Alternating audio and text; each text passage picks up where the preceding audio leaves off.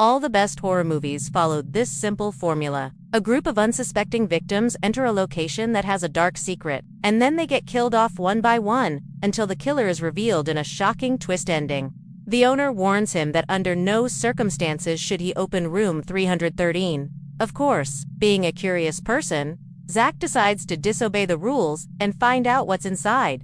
As he approaches the door, we can see that the paint is chipping away to reveal the wood underneath. The doorknob is rusty, and as he pushes the door open, it creaks loudly. We can see that the room is dusty and cobwebby, and there's a single bed in the center of the room. And when Zach steps into the room, the door slams shut behind him. He tries to open it, but it's locked. He pulls out his phone to call for help, but he has no signal.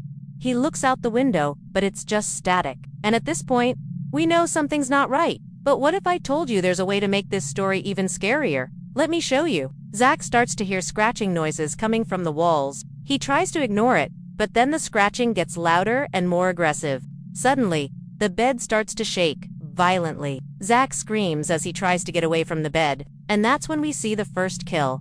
But instead of blood and guts, all we see is static. Our story begins with a man named Zach, who decides to book a night in a creepy old hotel. This Zach is dressed in a suit, and he looks identical to the other Zach, except he has a creepy smile.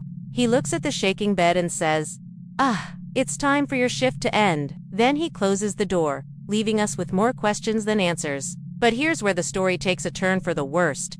And now the story gets really weird. The door to the room opens, and another Zach walks in. Who is this other Zach? Why does he look identical to the other Zach? And why does he have such a creepy smile? Is he the one who's been locked in the room for years? Or is he the one who put the other Zach in the room? The story ends with the original Zach still standing in the room, implying that he's trapped there forever. Or maybe he's the one who's going to take over the other Zach's shift and become the new creepy guy in the suit. Who knows? That's the beauty of this story. It keeps you guessing until the very end. Now, if you want to hear more scary stories like this one, stay tuned.